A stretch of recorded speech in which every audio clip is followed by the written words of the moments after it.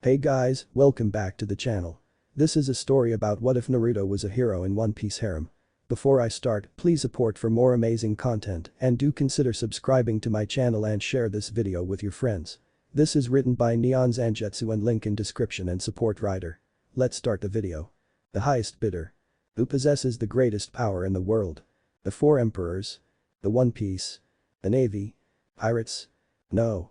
If one were to consult a scholar, he would tell you that the greatest power in the world belongs to the world nobles, Apherius known as the Celestial Dragons. These so-called descendants of 19 of the 20 kings who established what is now known as the world government. They believe that their bloodline makes them gods. With no one to disabuse them of this delusion, they carry out inhumane acts without the slightest fear of consequences. They know neither hunger nor pain. Indeed, they utterly disregard any facet of law or society that does not serve their own interests. Henrik Beto. Filthy, filthy, filthy. Even now I'm disgusted to count myself among their number. I ask you, what makes slavery divine? What gives you the right to inflict that misery on another being? What, for that matter, is so heavenly about a bunch of fat bastards lazing about in Mariejos? All I've ever known are cowards who torment others for their own amusement, flaunt their own power to spite others. Who rip families apart and steal children for their own petty acts of spite and indulgence. A wise man once said that with great power comes great responsibility. Celestial dragons can't fathom that. Rather, they don't want to. They'd sooner cast out a man and his family who sought to better themselves than admit their own folly. Are the sins of the father those of the son? No. They are not. Idiots, the lot of them. They barely know their asses from their elbows. We could do so much good yet they choose to be cruel. I suppose it doesn't matter anymore. I've long since made up my mind. If you can't change a system from without, then you have to do it from within. Sometimes that's the only way.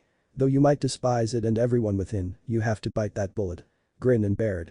Adopt a facade and put on an act all the while undermining the foundation of everything they cherish. If can't beat them, join them. Tear them down from the inside out, rip them apart and watch as they fight amongst one another. Like starving dogs scraping for meat. What better way to do it than by turning them against each other? After all. Whoever said one dragon can't devour another? Scene break. Sold. Isco's gavel crashed down upon the desk with a resounding thud and brought a deathly pall to the auction house. Once. Twice. Thrice. Each strike seemed to echo endlessly into the open space beyond, ringing with a heavy finality. Indeed, the entire grove itself seemed to fall silent, a shroud of confusion draping itself over those assembled, royalty and commoner alike. All eyes turned towards the one responsible. Some gaped. Others glowered, infuriated at having been outbid so easily. None possessed the means to challenge that obscene amount. Had any dared attempt such a feat, they would have found themselves pinned by that laser-like glare. Do I hear any objections? The auctioneer's words met empty silence. After all, when someone bids 100 billion berries on an entire auction house worth of slaves, the world tends to take notice. But it did not do so meekly. Disquieted murmurs wafted into the air and took wing, irritated whispers rising to the trained ear. One had but to listen. They were hushed of course, for no one wanted to risk provoking the auctioneer's ire, yet present nevertheless. Him again. I can't match that. Just because he's a dam. And so we have it. Then. One could all but taste the avarice in the slaver's voice. They're all yours, my good man. Good. A rough voice intoned. You'll find the payment in the usual place. Always a pleasure doing business with your lordship. I'll be taking them now, then. Asha swallowed thickly. She'd heard it all, and it dashed her hopes against the rocky shore of despair. The sheer number alone threatened to make her weak at the knees and leave her a trembling wreck on stage. Not because of the amount, but the intent of the one who'd issued it. Anyone willing to throw away such obscene sums of money couldn't be right in the head. If they were, then their desires couldn't be anything short of untoward. Sabati Archipelago hadn't seen such a remarkable bid since its inception. Even she, as a dancer, had never heard of such an absurd sum. Just what did this man intend to do with them? As she looked on, all eyes turned to regard the highest bidder. Instantly, she recognized his garb as that of a world noble, but there was something off about it. Almost decidedly so. For one, he wasn't fat. If anything he looked almost dangerously lean beneath those flowing white robes. He'd absconded with a traditional resin coating that traditionally prevented them from breathing the air of the common people. Nor did his wild unruly hair contain that hideous curl that the dragons were so known for. He looked almost normal. His soul-defining features were a pair of striking blue eyes set in a tan face framed by whiskered cheeks and the untamed flaxen hair she'd first seen. Was he with those nobles from before? No, her eyes argued, he couldn't be. The others seemed to be seething at his very presence, for their faces were knotted with rage. Yet neither did they challenge him. The fat one seemed to be twisting and writhing with rage, his temper contained only by the firm hand grasping at his shoulder. Interesting, a tiny, detached part of her mused, even as the rest of her mind bleated with fear. Then who was? Those eyes held her now, brighter than the sky itself. Rational thought abandoned her, replaced by blood-curdling fear. A small tremor ran through her as he approached the stage. Wait. He couldn't possibly intended to. He did. She shrank back half a step as the celestial dragon nimbly vaulted the stage and alighted into a pointed crouch before her. Rising to his full towering height, he loomed over her. Something in her quailed in the face of that blank visage. When he reached for her collar, she flinched aside. An unuttered shriek of grief lingered on her lips, ready to spring forth at the slightest provocation. To voice them would be death, yet her heart gave a painful wrench regardless. No, no, no. She didn't want to be sold. She had a life. A family. Sir. The auctioneer protested, this is highly irregular. If the dragon hurt him, he did precious little to show it. Coughing softly into a fist, the noble spoke. Right, then. For my very first order. She wasn't prepared for the smile. Hold still. This won't hurt. What? Wordlessly, his hand found the collar around Pasha's neck and pulled. The dancer nearly yelped and fainted on the spot. But rather than explode as she'd feared, his hand simply phased through the hardened metal. Like an ethereal shade, her master simply reached in and through, as though searching for something. Whatever it was, he found it. A soft click reached her ears, punctuated by a dull crunch as the lock gave way. A great weight dropped from her shoulders. In spite of her best efforts, her hands flew to her now exposed neck. Her mind blanked. How could it not? He'd just done something so inane, so hopelessly absurd, that she had no way of recognizing it, let alone accepting the unlikely outcome of his actions. Had she fainted? Was she dreaming? Surely she must be. And yet. This felt real. Painfully, agonizingly real, matching the frantic pounding of her heart. Fear and joy clashed with one another, chasing themselves across her visage. The wordless sense of relief consumed her, stealing her words away. Why? She croaked out, her eyes tearing up. In disbelief, she stared at her unlocked collar. Again, she faced that heart-stopping smile. You're all free to go, you know. The dancer blinked. Ah. And who are you? The dragon is not a god. No matter how much one might wish it to be so, it is not invincible. The true dragon, an actual living incarnation of destruction, is mighty to be sure. Their scales are tenfold shields. Their teeth are like swords. Their claws spears. The shock of their tail a thunderbolt. Their wings a hurricane. And their breath death. But a dragon is not invincible. Its wings can be bound. It can fall to the ground. It can bleed. It can die. One might believe otherwise. To think a creature of such inimitable power is unassailable in its place at the peak. That nothing can ever shake it from its summit. But believing in something doesn't make it real. We are not gods. We are human, mortal. I learned that when my mother died. Josgurd's experience only served to solidify my beliefs. No matter how much we might wish to convince ourselves otherwise, we are not infallible. We make mistakes, many in their case. Yet rather than admit or atone for them, we swaddle ourselves in privilege and power until that's all we know. Just as I did. I believed a lie for the longest time until my eyes were opened. That cruel shock made me realize the truth. We aren't what they claim we are. I saw what they thought of us that day. To the common people, we're little more than bullies. Monsters wrapped in robes, girded by arrogance. We cannot afford to be mediocre savages whiling away our gifts. We cannot kidnap and steal and pillage and plunder to our heart's content. We cannot rampage about as we please, regardless of consequence. To do so would bring the world to ruin. The sea opened my eyes to that. My travels, Moresso. You cannot make a friend of a slave. For a slave will fear the whip and react accordingly. But a friend, someone you've bonded with, fought beside through thick and thin, a friend will stand by your side until the very end. I learned early on that it was better to have a single friend than it was to possess 1,000 slaves. Money cannot buy friendship, no matter how much a tenubito might argue that it does. The true friend will stand beside you always. In my journey abroad I made many of them, and well, that's a story for another time. Once more, with great power comes greater responsibility. In that sense, the responsibility of world noble is the greatest of all.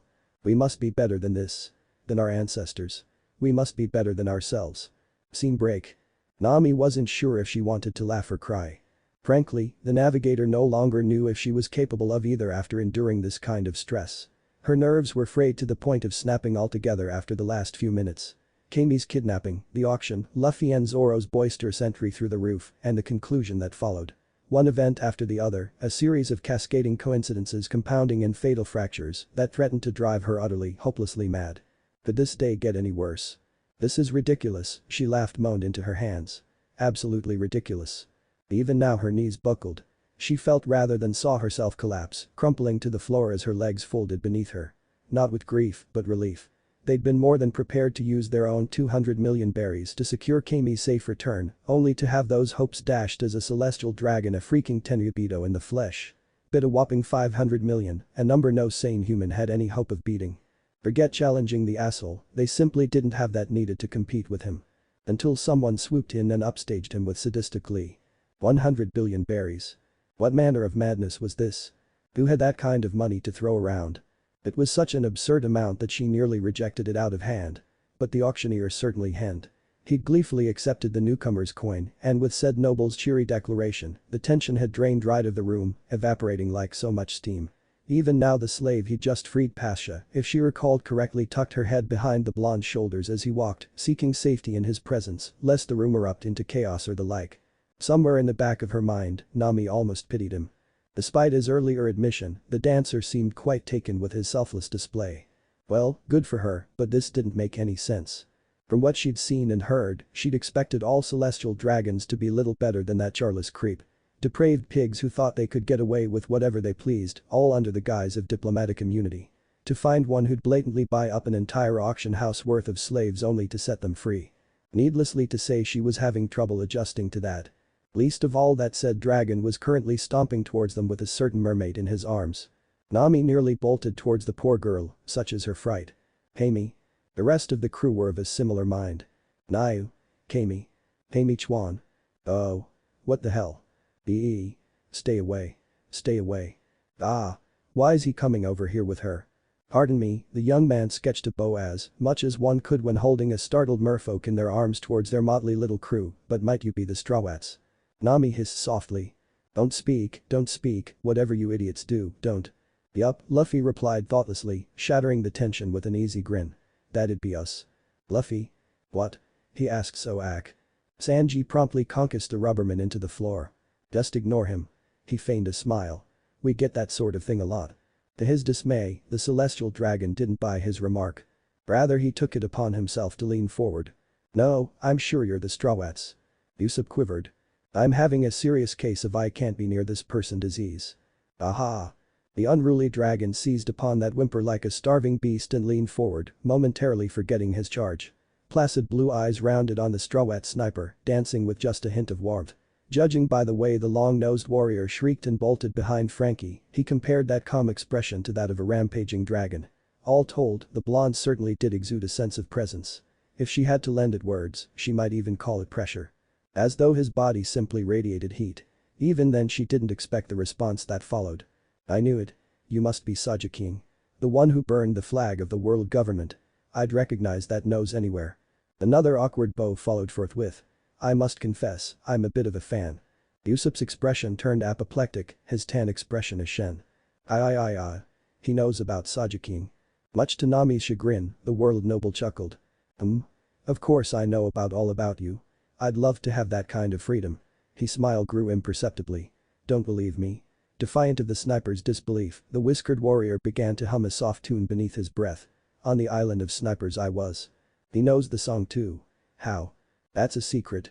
Pivoting on one heel and seemingly heedless of the heart attack he'd just given their poor sharpshooter, the enigmatic blonde turned to face her, seemingly uncaring as Chopper bustled past to treat the spasming sniper. For her part, Nami immediately braced herself, wary of those pleasant blue eyes and the secrets lurking within. With every word he'd spoken thus far, he had threatened to upturn her poisonous view of the world government. Now she found herself face to face with the very symbol of authority she so loathed and despised. Oddly enough, she was reminded of a puppy, eager to please. Had he a tail, she suspected it would have been wagging. Nami, right. I heard you bid 200 million earlier for the little miss earlier. I can reimburse you for that if you like. Huh? She blinked, momentarily taken aback by his statement. But I didn't spend it. Call it a contribution on my part, then. The blonde beamed. A beat of painful silence passed between them. And no, that's alright. Nami turned down treasure. A storm is coming.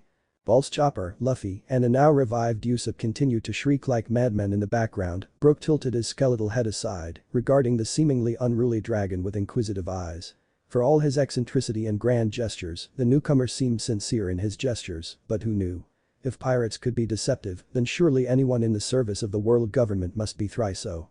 Especially someone wielding the title of a world noble. Still, there was one burning question on his mind that refused to abate, no matter how much he might wish it otherwise. Pray tell, just who is Saji-king? Ah. Just like that, the celestial dragon's attention shifted to regard their newest member with laser focus. And who are you? I don't believe there was a poster of you. Such manners. My name is Brook. Chuffed by such behavior, the skeleton tittered softly and sketched a bow of his own. Dead bones, Brook. As you can see. Although I have no eyes to see with. Yo-ho-ho-ho. Despite the tension, he found himself unable to resist the pun and shrieked a laugh. Skull joke.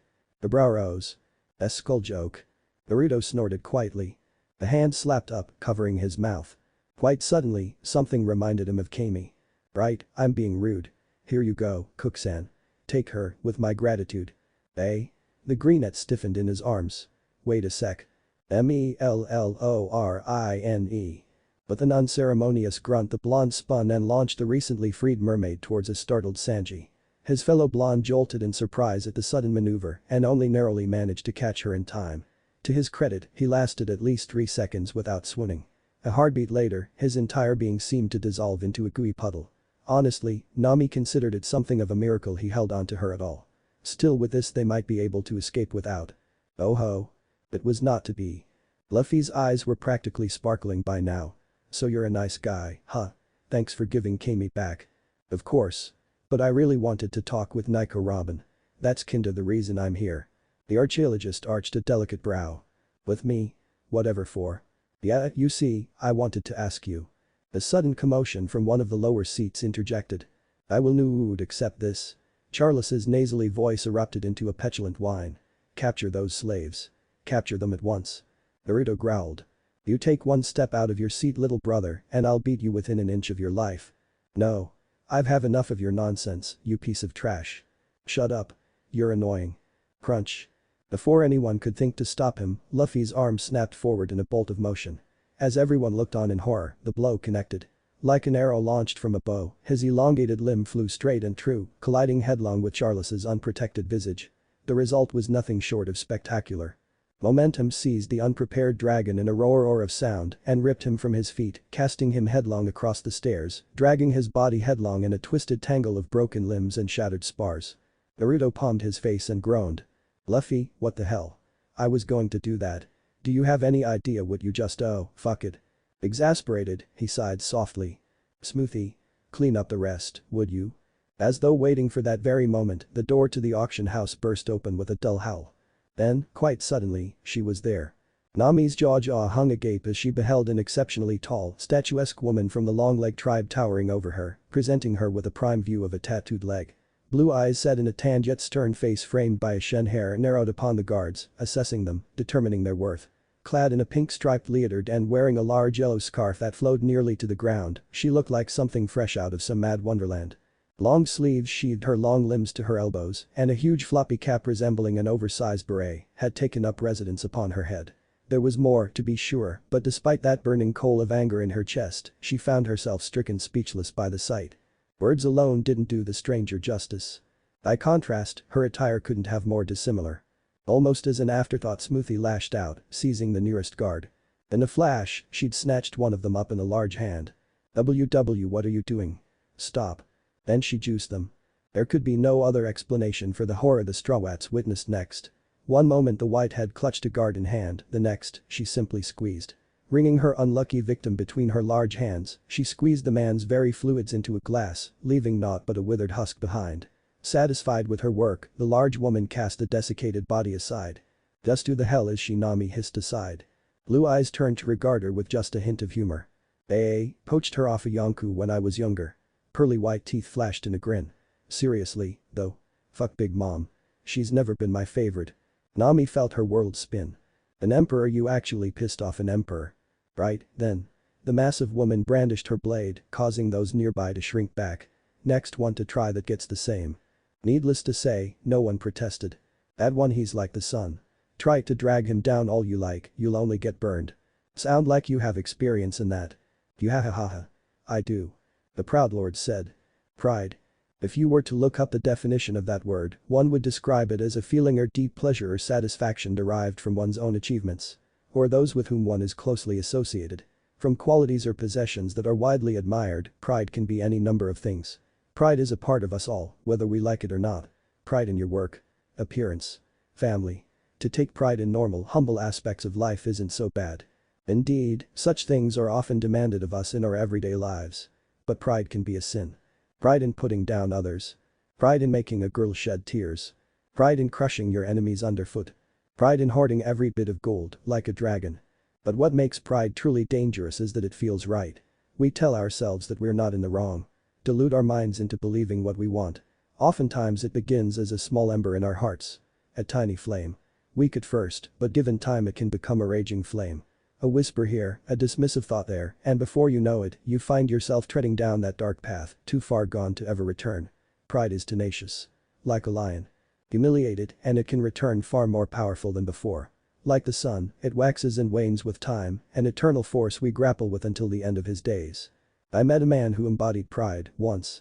The great mountain of a warrior, both strong, yet humble. From him I learned the importance of channeling that pride. Not to look down on others, but to pity them. A mighty yet gentle pride. If you stand at the summit of all things, then is it not your duty to help those who have not yet reached the peak? He taught me that. To never hold hatred in your heart for anyone, yet to ruthlessly punish those who would trample upon the feelings of others. To acknowledge the strength of their dreams and cherish the bonds you've built. To channel them, turning that pride towards healthier goals than my own twisted kin. Pride may well be a sin, but I've found that when placed in the right hands. If used for good, the pride we hold on our hearts is the mightiest weapon of them all. What was the name of this man, you ask? That's right, I didn't say it, did I? Well. I'll gladly tell you. His name was. Scene break. He punched a celestial dragon. Run for your lives. She'll kill us all. To say chaos followed would have been an understatement. If Luffy's sudden assault on Charles had already shaken those assembled, Smoothie's abrupt entrance kicked over the proverbial anthill. A cacophony of panicked voices erupted into the sundered auction house as countless men and women leaped from their seats, their only thought escape. In one wave, the human stampede raced for the exit. Not only for fear of angering a Tenryubito, but from the enraged towering woman who threatened to squeeze the very life out of them. Guards boiled out of a side passage even as they ran for the doors, uncaring of whom they trod underfoot. Credit where it was due, the Strawwats defended themselves instantly. In doing so, Naruto felt a touch left out. Geez, I really didn't expect on this much chaos. Honestly, it was almost enough to make a man feel sorry for the guards. Until he remembered who cruel those men and women so happily chose to serve. Funny thing about hindsight. It can sink your ship faster than any New World storm ever could. Darling, Smoothie nudged his back with the flat of her blade, demanding his attention. You're making that face again. Naruto blinked, drawn from his reverie by her words. Eh? Hoi. What face? I don't make faces. Smoothie nudged him again. You're scaring her. Oh. Right. He'd nearly forgotten about Pasha. While it was true that most of the uncollared slaves had fled during the pandemonium, he found the mild-mannered woman had stubbornly stuck by his side for reasons unbeknownst to him. Well, until he'd made that face. Now she'd all but hidden herself behind one of Smoothie's long legs, an easy task when one considered her size in an attempt to hide from his wrath. There was something adorable about her expression. Like a mouse trying to seek shelter in the shadow of a much larger animal. Oddly enough, it made him want to pat the poor girl's head. Instead, he coughed. Why are you still here? The distressed dancer flinched and sketched a hasty curtsy. If it pleases your lordship, she stammered out, might I accompany you? Boy, his hand flicked, waving her words aside. None of that lordship crap. I freed you, remember? Besides, I don't keep slaves. Shoo. And no. Much to his consternation, the young woman squeezed her eyes shut and shook her head fiercely as he looked on. The stark motion sent her violet tresses lofting about her head like a pale halo. Despite or perhaps in spite of it, the chaos raging around them, though her knees trembled and her wide eyes gleamed with unshed tears, still she stood her ground. A shimmer of white skies flickered in her wild eyes as she met his even gaze. Her lower lip trembled, stifling a tiny sob of defiance. Yet she didn't back down. Belatedly, he realized why. Asha was well and truly terrified. Not of him, but the prospect of being recaptured again. Sold back into the same slavery she'd so narrowly escaped. Perhaps she thought she could find some modicum of safety if she followed him out of this. Perhaps she was simply using him for her own safety. Perhaps she was simply afraid. Regardless, the blonde found himself taking pity on her. She clearly wasn't a frontline fighter, though he suspected she possessed an ability of her own, given how many had bid for her, but for all her fear she still possessed the means to stand up to him. Putting her down felt like kicking a puppy. A small, adorable puppy. A small, rueful smile plucked at his whiskered cheeks. You want to stay that badly? Fine. Shaking his head, he turned to face his companion. Get behind Smoothie and try not to draw attention to yourself. Do you have an ability? Is it any good in a fight? At her tentative nod, the whiskered warrior found his interest piqued anew. Good. Use it only as a last resort. We should probably go before Roswald or Shalia. How dare you strike my son? Pitch a fit. He finished on a groan. And of course, the geezer had to make a fuss. Times like these he honestly cursed his foul lineage. Straw at Luffy. How dare a lesser human like you lay hands on my flesh and blood? Exploding out of his seat, the elder noble began to bluster, snapping off wildly inaccurate shots from his pseudo-cane rifle. I shall let you know what happens when you lay hand on the descendants of this world's creators. I will have you stuffed and mounted. You will rue the day. Oh, enough of this. Shall I take his head, then? Smoothie offered. He's becoming a bit of an eyesore. A hand jutted out, preventing her from advancing upon the rampaging noble. No, Naruto sighed, peeling back the long sleeves of his robes as she looked on. You know you can't. His family likes to hold a grudge. If you kill him, they'll hunt you for the rest of your days. So, I'll do it. 5 minutes should be more than enough. If I go past that. He exhaled in a long-suffering sigh. Touched the collar of his robe. You'll have to stop me. An arm rose, slowly. Heat flooded him. Cruel son. But those words, bowl of incandescent plasma sputtered to life upon his outstretched fingertips. A tiny sphere of light looming larger and larger with each passing moment as its owner fed it a bountiful amount of energy. In the ruckus, none of the guard slavers thought to notice a celestial dragon, much less his bodyguard. Or that said bodyguard was edging away from said sphere within good reason. Only a select few individuals noticed the sudden surge of energy emanating from what appeared to be a harmless man. More fools, they. Not so the Strawats. More aptly, a certain archaeologist. Oh, dear. Just what kind of ability is that? Ack. Too hot. Brooke cried. I can feel my skin peeling. Although being a skeleton, I have no skin. Yo-ho-ho-ho. The unruly dragon ruthlessly stifled a small smile. Oi. Strawat and friends. He bellowed. Might want to get out of the way. Painstakingly, he began to count down from 7, uncaring for the attention he drew nor the nearby seats beginning to melt beneath the searing heat of his technique. Then, with a flick of his finger, he launched the now swollen globe of heat toward Roswald's unprotected back. It was a very nice toss, he mused. Precise, accurate, with next to no chance of catching an escaped slave or any unfortunate passerby. Any slave or guard unfortunate enough to be caught in its path ignited instantly. Their death cries withering in their throats as their bodies were rendered little more than charred husks. In that, they were lucky. They died instantly. Roswald was not so fortunate. No, let's not kill him just yet. The thought contracted the sun, weakening it at the last moment. For all his arrogant pride and piss-poor attitude, the celestial dragon still squealed like a struck pig when the small sphere rammed against his unprotected backside. The sheer force of the impact physically lifted the elder dragon from his feet and slammed him into Shalulia, who'd foolishly forsaken safety to stay by Roswald's side, driving both father and daughter headlong into the stage, then the former threw it. Whether by ill luck or chance the impact flung the female away, her neck lolling aside at an awkward angle as she sprawled back into the seats in a ruined heap. Watching her broken body tumble away gave him more relief than 1,000 lying whores. Oh ho. 2 for the price of 1. Smoothie sighed. You're incorrigible, you know that. Love you too, babe. Now, there's work to be done. Dragons can't kill themselves, you know. Humming softly to himself, Naruto abandoned his post and ascended backstage after his prey. Stepping through the impromptu opening he'd created, as well as noticing a familiar mark in the making, he climbed through the gaping tear to find Roswald sprawled beyond. A muffled groan informed him that the old dragon still clung to life. Though he'd been badly burned by the blast. Even now, he attempted to drag himself toward an open door leading further backstage. Naruto followed after him at a leisurely pace. Fun wasn't something one considered when murdering a celestial dragon in cold blood, but this put a smile on his face. Speaking of smiles. Dark resonant cackling pricked at his ears from the door beyond, causing him to stop short just as he brought his booted foot down. This is nothing to laugh at, is it? An exasperated voice keened out in an adjacent room, croaking like a winded frog. This is your shop, right, Mr. Doflamingo? Where are you right now? Nobody's gonna trust this store anymore, those celestial dragons are going to blacklist us for this. Can't you help us? The fresh peal of amused laughter rang out and with it came a flicker of memory. Human trade is old news already, Disco. This is the age of smiles, you see.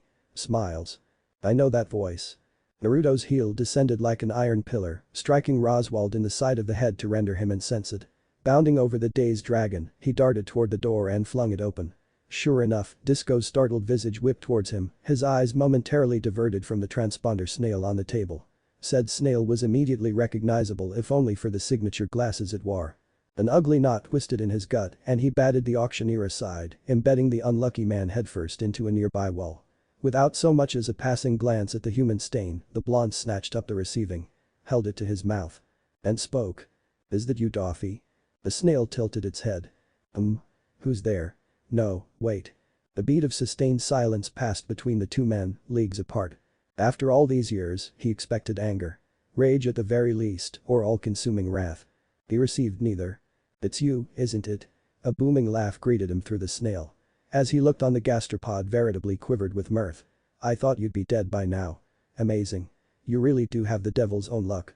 After what happened to your mother, I thought they would have thrown you out on your ass. Guess you have your ability to thank for that. Ha. An ember of anger ignited in his chest and he tamped it down. His hand clenched white-knuckled around the snail. So sorry to disappoint you. Yuhahaha. This day continues to surprise me. Still trembling in the throes of the Shichibukai's laughter, the bespectacled snail sneered up at him. Still a meddling bastard as always, I see. It was you, wasn't it? You're the one giving those idiots up in Mariajois such a headache. Another wild laugh shook the mouthpiece, threatening to wrest it from his grasp altogether. You spent quite the sum today. I hope it was worth it, old friend. The bitter twist of those last two words left no doubt to their owner's true intentions. A muscle jumped in Naruto's jaw. What I do with my money is none of your business.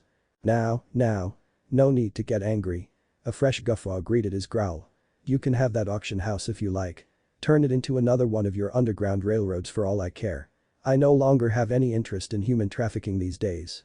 How do you know about no? Ignoring the obvious jab, he deflected it and struck out with an inquiry of his own. Say, whatever happened to your brother? I liked him.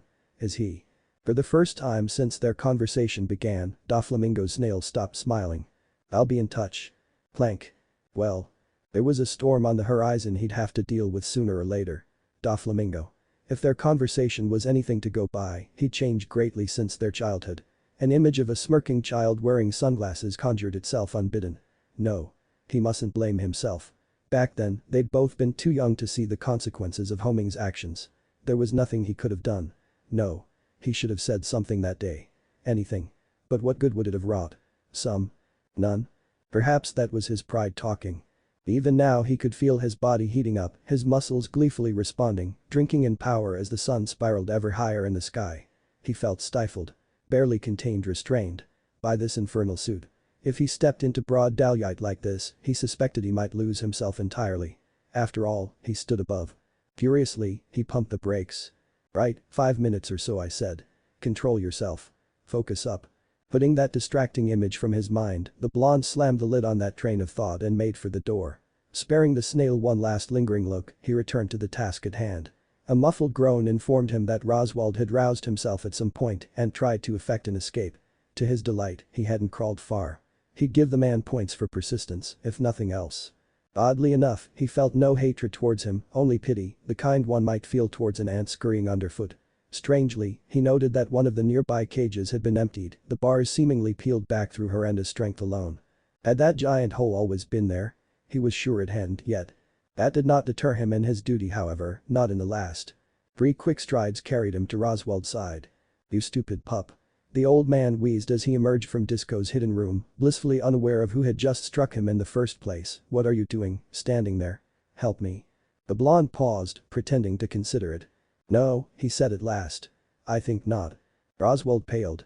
What? You and your family have run roughshod over this archipelago for far too long. A large hand snaked out, seizing him by his scorched hair and hoisting him up, yanking the roots painfully. Taking whom you please, killing those who don't do exactly as you say, that is your sin. Heedless of the man's terrified expression, he hoisted him higher, leaving the portly man's feet to drag against the ground. Truth be told, I've been looking for an opportunity to take you out for a while now. I just didn't think it would be today." Wordlessly, he raised his free hand, his tan palm dominating the man's field of view. "Your son is unlikely to recover from that punch. And your daughter, well. Can humans survive a broken neck? I wonder about that." Oswald made a pitiful keening sound, even as his small hand struggled against the vice relentlessly crushing his throat. "You wretch, what have you done?" As Roswald flailed in vain, those blazing eyes narrowed upon him. "What have I done?" Naruto felt, rather than saw himself tilt his head. "Something that should have been done a long time ago. We must be better than this. I have pleaded with all of you, begged you to see the errors of your ways, to no avail. You would not see. You would not listen. Therefore, if the only alternative is violence." He paused. "Then I choose violence." Much to his surprise, Roswald spat in his face. Something ugly reared its head and Naruto found himself powerless to stop it. "Scum. Filth." As though from a great distance, he heard Roswald rage at him. "You're no dragon. You, who are unworthy of even standing in the heavens with Yugich." The vice around his windpipe tightened suddenly and immeasurably, wrenching the words out of his throat. Before the elder dragon's eyes his captor seemed to loom large over him, his once placid expression turning fierce. Heat boiled in his palm like wildfire, shattering Roswald's glasses and scorching his exposed flesh beneath that gelatinous helm. As though he'd plunged into a pot of boiling water, so too did he feel his very blood begin to boil in his veins, crying and wailing as his very being began to burn from within. He found himself staring at the sun itself. "I'm unworthy, you say?" When Naruto finally spoke, his words emerged as a low rumble. "And who decided that? You say we must stand above all others. And who decided that?" Too late, he saw his doom. "You wouldn't dare. Even you." Two fingers flicked before his face. "I decide such things. Now, beggin'. Cruel son." Denser than a star, the newborn sun bored through Roswald's feeble face at point-blank range and ignited with a sonorous roar. Simultaneously bursting the bubble surrounding his visage and setting him aflame all at once. In the same instant, Naruto released his elder and allowed him to fall to the earth. With a shriek the burning dragon flopped to the floor, flailing about like a fish out of water. All the while he burned, his wails pitching higher and higher in spite of his struggle. Still, the heat didn't release him. Caught in the teeth of the attack, he could only scream until his voice abandoned him. Until his body crumbled. Until his very brain cooked in his skull. Until naught but ashes remained. "You'll see what I mean. I've had a bit of an epiphany, you see. The system needs to change. Beginning with the world nobles and the 4 emperors. Now, out of respect for your daughters and nothing else, I'll give you a choice. You can hand me that road Poneglyph and walk away from this fight unmolested. Or, and personally, I prefer this option." His lips drew back, exposing an almost shark-like smile. "You can be the absolute so that I know you to be and get in my way. But know this. I will be walking out of here with that damn stone one way or another. Whether I walk out over your broken body is entirely up to you. You? Defeat me? That pride of yours must have gone to your head. If you think for a second I'll let you walk away in one piece." Crunch. "Oh dear, did you drop a coin or something? Why ever are you on your knees, Big Mom? Son versus soul. That I must bow so low." Zoro had seen many weapons in his days as a pirate hunter. From towering broadswords to looming cannons. Rapiers and whips and daggers all.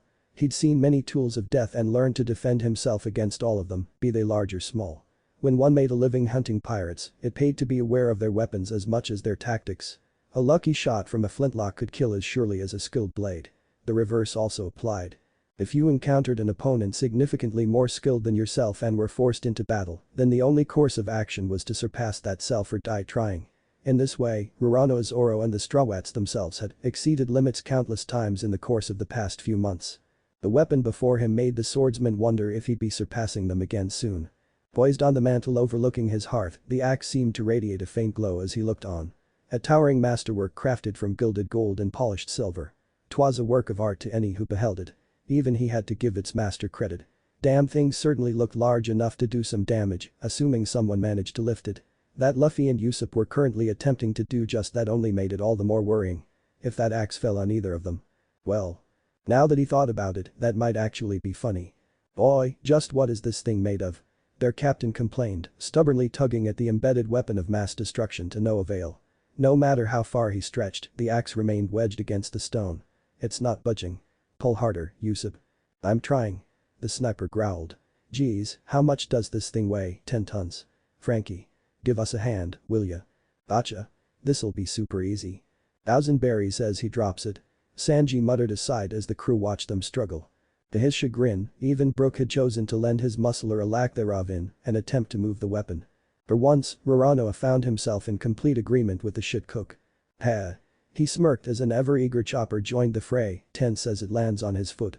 I'll take that action. Nami chimed in with a cherubic smile, holding up a fistful of berries. Say, do you think that's solid gold? She crooned, a line of drool leaking out of the corner of her mouth. I bet it is. Maybe we can melt it down once they're done. Ah. The swordsman recoiled. Where the hell did you even come from, you damn sea witch? I'm always ready when there's money to be had, she chirruped happily. What's the matter? You scared? The moss head bristled at the slight. I am not scared. Just don't think it's the best idea to fool with a celestial dragon's gold. Meep. For a moment, just a sliver of a second, he almost thought he'd gotten through to her. His words stole the proverbial wind right out of her sails. The light in her eyes dimmed and the slim girl slumped as a dark cloud fell over her head. Inwardly, he heaved a sigh of relief as much as exasperation. Only she would have the guts to try and steal something like that, but thankfully she seemed to have reined herself in.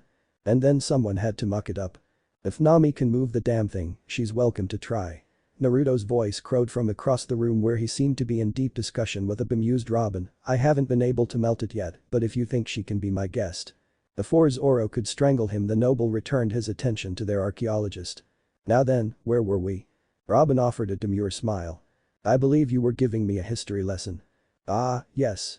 Blue eyes twinkled in silent scarlet relief.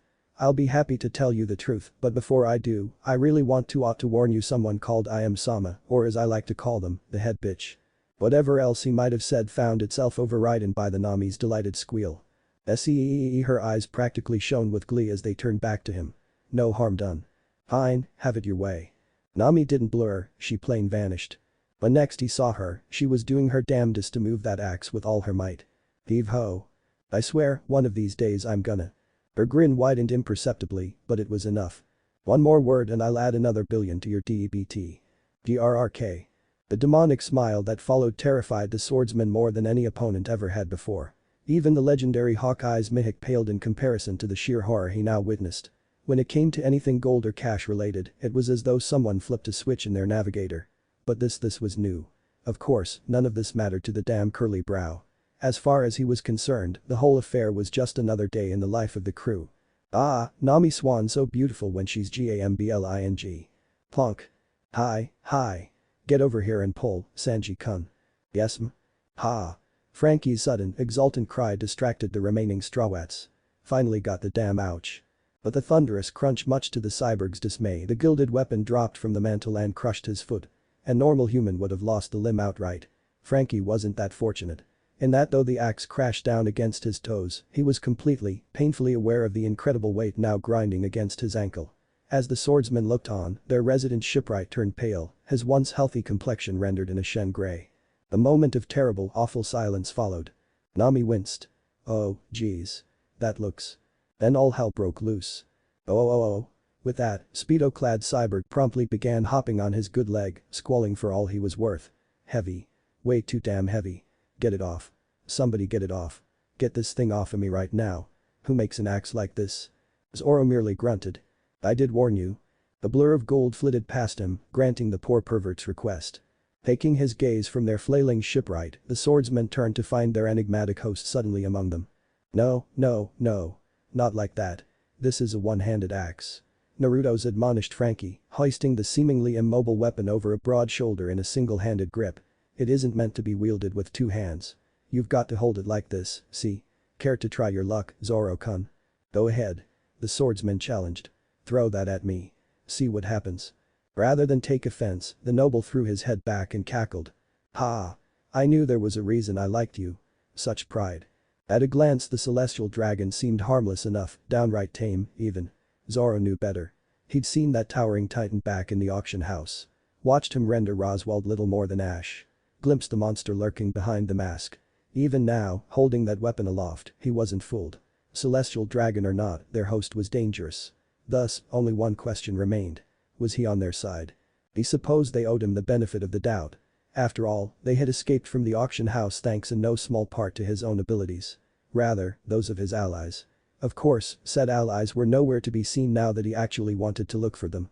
Meanwhile, Luffy guffawed openly at the impressive if simple display of strength. Geez, how are you lifting that thing, Whiskers? Isn't it heavy? Whiskers? Naruto's mouth twitched into a barely discernible smile. Heavy. Of course it's heavy. This here's none other than the divine axe, Rita. The blonde murmured, tracing a hand lovingly across its one-handed hilt as he hefted the towering weapon. It belonged to my master and his mentor before him.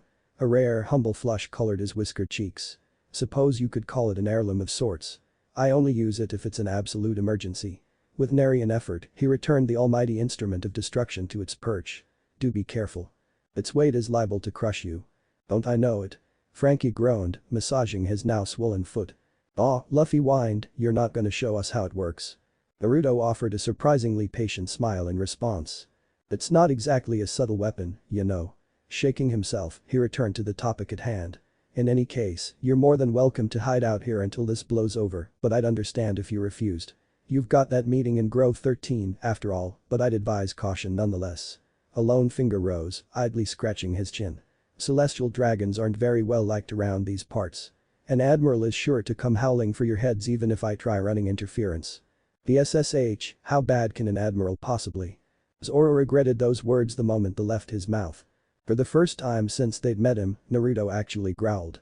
The once comfortable temperature spiked for a brief moment and a nearby bookcase burst into flame. Sputtering, the blonde hastily rounded on the burning piece of furniture and snuffed it out before turning to face them once more. One predator glowered at another, and neither yielded. Listen, Raranoa. The latter bit out around a scowl, making his voice heard to all parties present. An admiral is death. As you lot are now. They're beyond you. If you ever find yourself unfortunate enough to meet one, you have two choices. Run. Or die. They are, each of them, a force of nature unto themselves. One that even I don't trifle with lightly. As quickly as it had come, his searing expression vanished. Well, except the icy bastard. He beamed sunnily. Honestly, I'm just a bad matchup for poor Kuzan, and he hates it. Robin facepalmed. You would befriend that man, wouldn't you? Why, of course I would. Naruto blinked in confusion at what he no doubt perceived as an obvious question. Admiral or not, if I ask, he has to do whatever I say, remember. Thanks to him, I got a head start on learning Rakishiki years ago.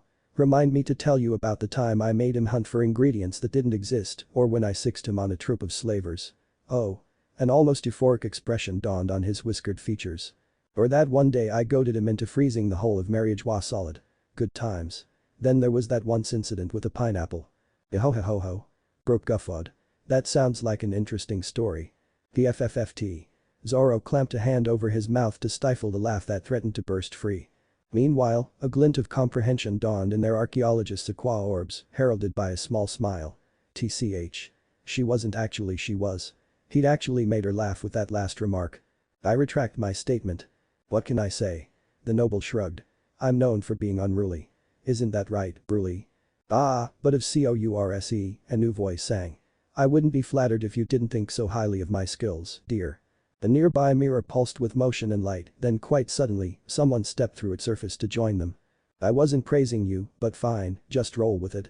Once more they found themselves face to face with a pale woman of regal bearing. Tall, but not nearly so much as Smoothie, she nevertheless loomed over them in her white dress and found herself forced to crouch lest she dash her head against the ceiling. By comparison to the towering long-legged woman, this woman was slender, almost willowy in her demeanor. Yet her gentle golden eyes and kind smile belied her sudden intrusion. Bar and a slightly red nose and her own pallor, the woman's sole blemish was a pale scar leading across her cheek where it seemed someone had tried to take a knife to her face only to be stopped before they could do the deed. Zoro grunted. Anyone who could bear such a wound with pride was at least worthy of some recognition in his book. Wee. Her odd laugh rang out, happy and lilting. Hello strawwats. You're all looking lively as ever, I see. Ah. Luffy accused, thrusting out a damning finger. It's the crazy mirror woman from before. The Violette arched a slender brow. My, you're a rude one, aren't you? Of course, the damn cook chose that moment to combust. Oh Luffy. Don't insult a lady like that. You wanna eat shit for dinner. Mellorine. Nami's climattact arsed out like a boomerang. Down, lover boy. As he watched the love-struck cook collapse into a boneless heap, Zoro finally realized what had been bothering him for the better part of an hour now. A niggling doubt that had been preying at his every thought from the moment they'd set foot in their host's hideout. For all its sprawling expanse, it was woefully understaffed. Vacant, even. For all the many mirrors lining the walls and ceiling, there was scarcely a soul to be seen within or without. And yet he could feel dozens of eyes upon him. As though there were an army waiting in the wings, ready to leap out at the slightest provocation. Just who is this guy? You've got some strange underlings. He promptly said as much. Not underlings, my boy. A lone finger wagged at him in reproach. Everyone you see and don't see. Here is free to leave at any time. I don't keep slaves. Friends are priceless. If it's Smoothie you're looking for, she's busy running a misinformation campaign about that auction house debacle. Pudding's helping her. They ought to divert some of your pursuers. For all his rambling, a thoughtful expression dawned on the blonde's visage. What? You look like you just ate a hagfish. You really aren't like that charless idiot, are you? You wound me, sir. Naruto sniffed in mild feigned offense at that remark.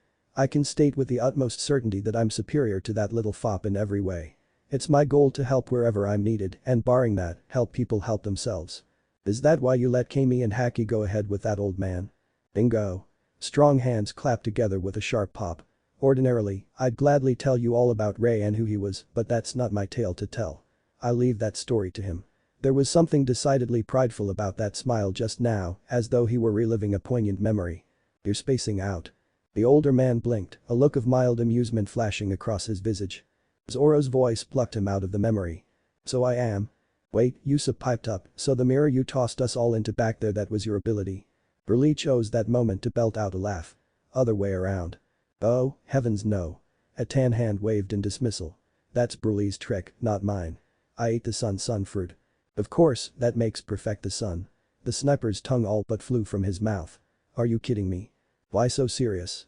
The blonde tilted his head aside, regarding them like an inquisitive fox. The sun stands above all. A lone finger rose, indicating the ceiling. Life. Plasma. Energy. Without it our world would be little more than a frozen ball of ice. Is it so hard to believe that there would be a power related to it? A lone finger rose to make his point. In a sense, it's similar to the Maramara no Mi, but… well gah. Luffy. What the hell? Said sniper grunted as a rubbery hand closed around the back of his head. Said hand immediately forced him down and out as one monkey D. Luffy leapfrogged over him to land before Naruto. Surprisingly, the startled noble stood his ground as their energetic leader faced him head-on. The intensity of his gaze drew concerned looks, but no one dared to challenge him. Boy, Whiskers. You ate a devil fruit. That's awesome. Ha. Everyone promptly face vaulted. Luffy. Nami roared. Don't scare us like that. I believe I just stated that, yes. The blonde replied patiently, climbing back to his feet. Is that a problem? Shishishi. Their captain laughed, palming his hat, course not. You're a nice guy, aren't ya? But, a finger ground itself against his temple, his face reddening with intense thought. Suo, does that mean your power's the same as Ace, then? Like flames, or something? Purifist Ace. Naruto blinked. No, not quite. Frankly, mine isn't all it's cracked up to be. Why not? Naruto chuckled. Well, there's a handicap. Here, he looked almost sheepish. Unlike my brethren, he bit out the word as though it were a curse, these robes aren't just for show. Trust me when I say you want me to keep them on. They keep my powers restrained. Without them, well, we'd all be in for a bad time. At least until night. To emphasize this, waved his long sleeves and briefly loosened his collar. The act of which sent his musculature rippling and bulging beneath the thin cloak. Odd. He hadn't been that built a second ago, or had he? Zoro found himself regarding the wayward warrior with renewed interest. Rather than dismiss him as a foolish fop not worthy of his time or attention, he felt a telltale prickle of danger. Clearly the blonde was hiding something, but what? Despite her reservations, Robin found herself quirking a brow. And? What happens if you take that suit off? Naruto's sunny smile turned predatory. You'd regret it, my dear. It was the way he'd spoken just now. Declared them with such incandescent authority that the historian found herself momentarily taken aback. Perhaps it was the archaic way in which he'd addressed her. But there wasn't so much as a glimmer of hesitation in those bright blue eyes. He truly believed every word he'd spoken. An impossible aura seemed to stem from his shoulders, and for a moment the air surrounding them turned oppressive. Stifling. Her very felt superheated again, but this time it didn't relent in the least, boiling her lungs. As abruptly as the heat had come, so too did it vanish, leaving her throat dry and parched. Yet that same heat lit a fire in her, one of quiet burning curiosity and something else. Something she chose not to give voice to. Massaging her throat, the archaeologist shot him an intent look. Sir, no, Naruto-san, who are you, really? By way of answering, he took a seat. I second that motion. Yusuf declared loudly, swinging a gavel that he'd procured from God's nowhere onto a nearby table. How do you know so much about us? We've never met you, but you know things you have no business knowing. If I didn't know better, I'd say you were watching us, but that. Crimson eyes narrowed. Not another word, long nose.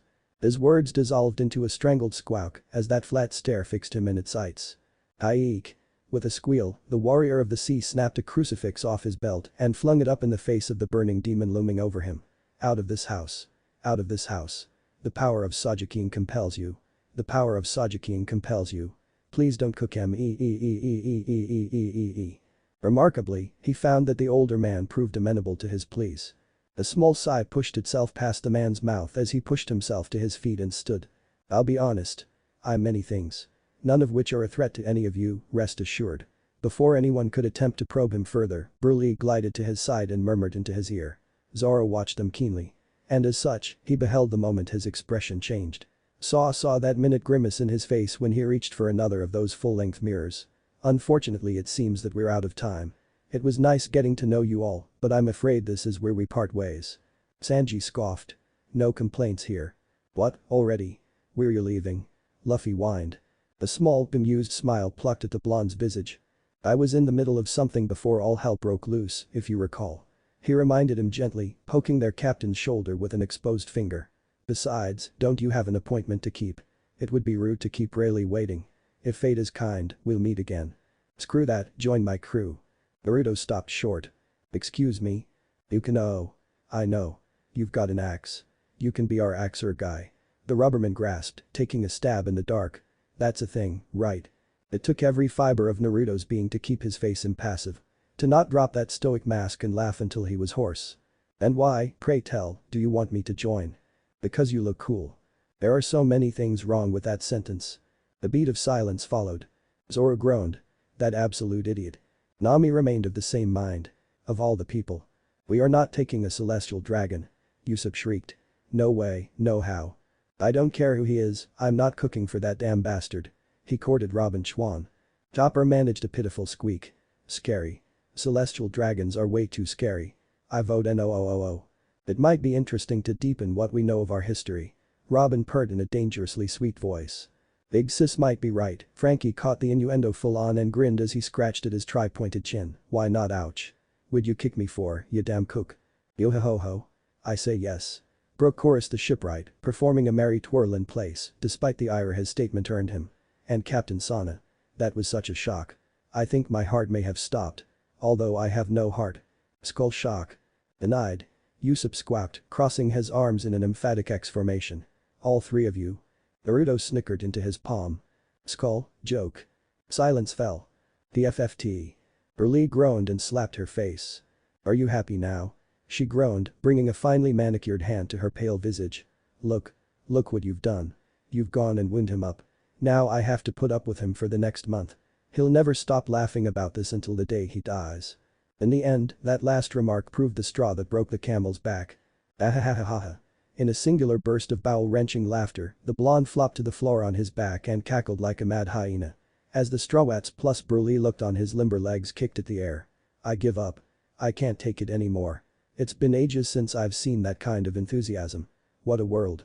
In a flash, he bolted upright and snatched Retta from the mantel. Why, I would like nothing better. Alright. However. A lone finger rose, cutting their captain off. I'm afraid I can't. Not yet, at any rate, if at all. And a word of warning. I don't know who they're sending after you lot, but I can at least give you a warning. If it's someone in red, that's a Kainu. Your best bet is to fool him and toss his ass into the sea, if you can. If it's a prick wearing yellow, well, just don't engage and stay the hell away. And if by some god-forsaken twist of fate you run into Akiji again. And how does he know that? Usopp wailed. Is he an evil spirit or something? A shit-eating grin said otherwise. Tell him I said fuck him. Should piss him off enough for him to come after me. Regardless, I'll try and return here in a few hours. With a low bow, he pulled up the nearest mirror. Until we meet again. Humming to himself, he stepped through its reflective surface. Scene break several hours later. And landed neatly upon another island. Brulee's sharp, frantic breaths rose in a sharp pain crescendo at his back as the world of mirrors fell away and the entirety of Toto Land unfolded around them in all its glory. Not the word he'd use. Naruto felt his lip curl in quiet derision at the sight. There was just something off-putting about Big Mom's home territory. Perhaps it was the singing flowers. Or the trees. Or the fact that almost everything was walking around with a life of its own. Probably the latter. Some things were simply not meant to be seen by mortal eyes, and this was one of them. Certainly not the sight of two people stepping through a mirror. Pardon the intrusion. He hummed to the dumbstruck guards, sketching another low bow. We'll get out of your way. They'd scarcely raised their weapons before a hand knifed into their necks, striking them down. A string of wordless gibberish followed them. Easy now, we worked so hard to get you awakened for a reason, didn't we? He soothed at Brulee, not looking back as he attempted to push himself through a nearby door. When the ladder didn't yield, Rita descended in a golden arc and cut a way through. We've been walking for hours now, so I'm not quite at my peak, but if worse comes to worst, I'll fight her. Besides, it's not as though she'd be actively looking for us, right? You're definitely underestimating Mama. Maybe. Maybe not. The blonde shrugged and chose a random path through one of the castle's many corridors. I just want to see her road Poneglyph, frankly. If it works out, even better. And why are you so eager to see it? His smile grew imperceptibly. That'd be a secret. I've fallen in love with a battle maniac, haven't I? The Violette groaned. Why you pee? Regardless of her own fears, Brulee somehow managed to master them as they continued their trek unmolested. No guards emerged to challenge them. No alarms were raised. Indeed, her mother's castle seemed almost pitifully empty by comparison. Where was everyone? Even if Mama had gone out to sea, surely she would have left at least some of her forces behind, right? Was this a trick? A trap of some sort? Or had they gotten inordinately lucky? If Mama and her siblings truly had all gone on a raid, they might be able to get off scot-free. She should have known better. Found you. Back. Her mother wasn't hard to miss in a crowd. Towering over nearly everyone and everything, every denizen of her so-called paradise paled in comparison to her. With a loyal Zeus and Prometheus ever at her side, she was impossible to miss. Even after all these years, she recognized her in an instant. One moment the corridor was empty. The next a towering something burst through an adjacent wall and brought half the room down on her heads. Instinct compelled her to cover her head even as the ceiling crumbled, exposing them to the waning light of day. Oh dear. Too late she realized her peril as she felt the heat of the late afternoon warm her visage. Now she wasn't trapped with one monster. But two of them. Ah. The unruly dragon blinked, looking up. Seems you were expecting us after all. A low, vicious laugh rumbled through the chateau. Mama. You've got some nerve coming back here, brat. In my own home, no less. Did you think I wouldn't be ready for you? NBRULEEEEEE. That soulless gaze alighted upon her, and something in the young woman quailed at the sight. Don't think you'll be leaving here alive, you damn traitor. Her very soul quivered. Mother. Naruto's hand thrust itself before her visage. I'm afraid you have no say in that, he declared sunnily. After all, she despises your very existence. What kind of mother are you? The wild glazed expression rounded on the unassuming blonde. Now, your lifespan is mine. Lie 4. The lone iris turned to regard her. You will be silent, Big Mom. As quickly as it had come, her fiancé's good mood vanished. I'm not here for your fat ass. I came to see your Poneglyph. Now, would you kindly move? Brulee clamped a large hand over her mouth to stifle a horrified squeak. Her mother's reaction soon proved itself slightly more profound by comparison. Why you never? I'd sooner die than let you have a look at that piece after what you. Ah. A finger wagged dangerously, hovering over the den mushy that had seemingly just appeared in his offhand. You lay one finger on me and you'll have 3 admirals to deal with. Maybe I should just press this button anyway. It'd be worth it to see that ugly mug of yours ground into paste. Or. As she looked on, his body began to radiate fresh heat. Maybe I should just do it myself. By the way. A single finger rose in a salute. Pudding says hi. That tore it. Die. Charlotte Linland's fist descended in a flaming haze, only to find it stonewalled against the impenetrable wall that was his axe. A flick of his wrist sent the mighty emperor stumbling back, her jaw gasped. Even as she reached for Zeus, a wave of hot air stalled her assault, grinding her massive body back half a step. Incredulous, she snarled at the axe-wielding warrior and struck again, only to find herself rebuffed for the 3rd time. What madness was this? How could a mere run be this powerful? What the hell are you up to, brat? You weren't this strong the last time we met. Rita swung up to alight upon the blonde's shoulder once more, looming larger than its master. Of course not. Allow me to explain, Naruto beamed and began to painstakingly loosen his collar with his free hand. Trust me, you're going to love this. He crooned, eyes blazing. What you see now is my normal state. No powers, nothing at all. The grunt followed, his body blazing gold, standing in incandescent authority. This is what I look like when I loosen my restraints. As he spoke, the ground began to shake underfoot. Stray pebbles rose into the air, held aloft by the sheer force of the heat he was radiating. Slowly his form began to writhe and twist, shining as though lit from within. A low roar built in the back of his throat, building in a rising crescendo that threatened to shake the land itself. Brulee shrank back, grimacing as that golden gaze briefly found hers, warm and reassuring. "And this, my dear, is to go." Blue eyes blazed red. In a heartbeat, the blonde's body exploded with golden light. Though the sun had long since reached its zenith, his body reacted to daylight explosively. In a heartbeat he gained fresh muscle and mass that simply hadn't existed before, rendering the upper half of his robes little more than torn rags. The sound of sundered fabric writhed in Brulee's ears as his body completely the transformation, tendrils of wild plasma still clinging to his shoulders like nascent child clinging to their father. He could never truly be taller than the behemoth that was her mother, but he stood close. Terribly, horribly close indeed. Even further beyond. He merely smiled. "I've had a bit of an epiphany, you see. The system needs to change. Beginning with the world nobles and the 4 emperors. Now, out of respect for your daughters and nothing else, I'll give you a choice. You can hand me that road Poneglyph and walk away from this fight unmolested. Or, and personally, I prefer this option." His lips drew back, exposing an almost shark-like smile. "You can be the absolute so that I know you to be and get in my way. But know this. I will be walking out of here with that damn stone one way or another. Whether I walk out over your broken body is entirely up to you." Despite the brief pang of fear she felt, the emperor sneered. "You? Defeat me? That pride of yours must have gone to your head. If you think for a second I'll let you walk away in one piece." Crunch. The fist slammed against her stomach, then all she knew was light and sound and pain. She felt, rather than saw herself crumble. Her mighty strength abandoning her as a hockey-clad fist ground against her ribs. Unable to defy gravity she succumbed to it at last. Felled like an ancient oak, tumbling to her hands and knees. No. This wasn't over. He'd just gotten a lucky hit in. Yes, that was it. Once she found her footing, she'd feast on that damn brat's lifespan. Then Brulee's. Smoothie. Pudding, too. She'd devour them all, make them pay for ever daring to defy her. The booted head settled atop her skull, obliterating that train of thought before it could truly be born. With a snarl, she raised her gaze to glower at the one responsible. That peerless burning figure gazed down at her. "Oh dear," an ancient, imperious voice rumbled in her ears. "Did you drop a coin or something?" His tone had changed. As though a great king had deigned to speak with her, deeming her little more than a pauper in his presence. "Why ever are you on your knees, Big Mom?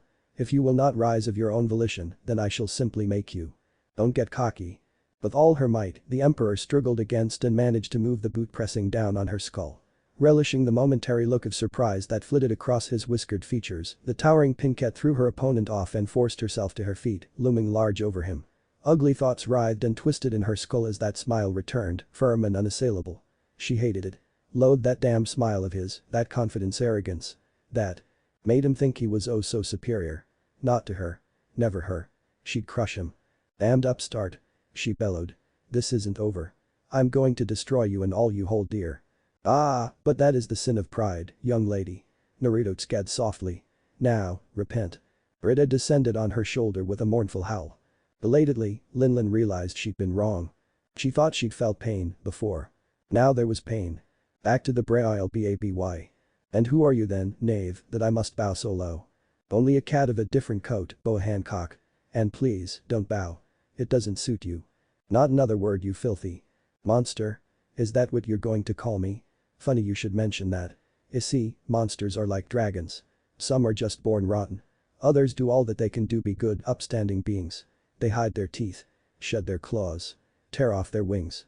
They tuck in their tails and try to live a normal life, to start a family. And for the most part, they're very good at hiding what they truly are. It's only when you give one a reason to fight, motivation and drive, the will to defend, to do harm, that's when you find the monster. An empress and a dragon. Only a cat of a different coat. So. This was pain, then. She'd almost forgotten what it felt like. "Big Mom, no." Charlotte Linlin opened her eyes to find herself lying face up in a small pool of her own blood. Blinking, she regarded the scarlet stain in dubious disbelief. Thick fingers rose to palm the gaping tear in her shoulder and once more came away crimson.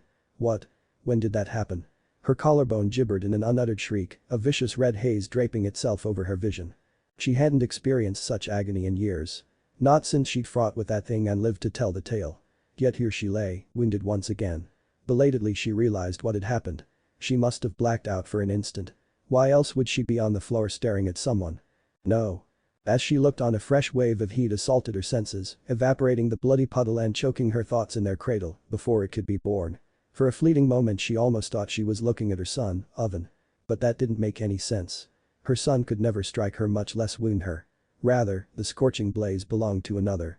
It eclipsed the powers of the Netsu no Mi so utterly that they were naught but a pale shade by comparison. If anything, it felt as if she were standing on the surface of the sun itself, her very blood boiling in its veins. She wasn't prepared for the laughter. "You're playing with the big boys, now, my dear." Light danced off the hardened plane of his scarred chest, exposing a tan torso bristling with strength. The tattered remnants of a white robe clung to his shoulders, shredding themselves even as she looked on. Pearly white teeth gleamed out at her in a wide smile, no, a sneer. Their owner looming large over her prone form. Though the sun had long since reached its zenith, though tongues of flame scrawled across the sky, he stood proud and tall before her. A lone finger rose, indicating the ruined chateau around them. "Are you ready to concede defeat now, Linlin?" Naruto hummed. "Or shall we continue?" "You?" Blue eyes crinkled slightly. "We?" Memory rushed back to Big Mom in a red tide and she burst upright with a snarl. Napoleon leaped from its place atop her head, elongating into a massive blade in a matter of moments. If the intruder was at all fazed by the sudden metamorphosis, he did little to show it. He didn't even deign to defend himself. Instead, he nimbly leaped away as the blade bifurcated the table he'd alighted upon. This time, there could be no mistaking the gleam of pride lurking in those smug sapphire slits. Now, you'll never catch me like this." Roaring, she bounded after him. "Shut up." The hockey-clad limb slammed down on the interloper's shoulder and to her dismay accomplished next to nothing.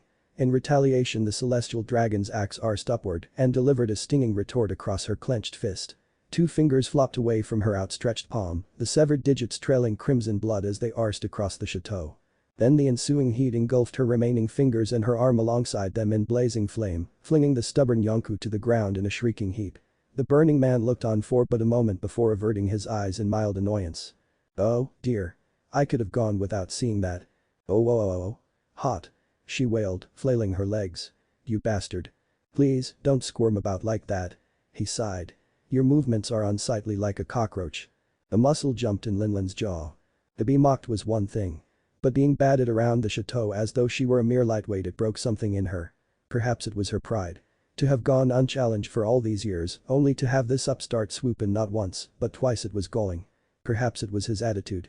That indefatigable smile persisting in spite of all her efforts to tear it down. Nothing she threw his way did anything to shake him. It reminded her of that man, of almost eerily so. No, she realized with a start. It was his gaze. She couldn't stand those damn eyes. "Don't think you can run away, gray-eyed." Foam frothed at her mouth as she doused the flames and rose, eyes spinning. "I'll have your lifespan if it's the last thing I do. Prometheus." In a fit of pique, she reached for her son, thinking nothing more than to render her foe into ashes. He did not answer her call. Pudgy fingers closed around empty air, experiencing the tingling current of Zeus rather than the blazing radiance of her favorite tool. What nonsense was this? Baffled, she stretched out her arm once more in a vain attempt to scorch the foe before her. To her dismay, it never came. The mass of compressed flames did not answer her call, rather, it seemed curiously absent. As she looked on, a rush of flame obscured the whiskered warrior from view, forcing her to fling her wounded arm up and avert her gaze lest she be blinded. "You have no one to blame but yourself." What did he mean by that? No matter. I'll just. But the growl, she struggled to rise once more, wincing in the face of this sudden inferno.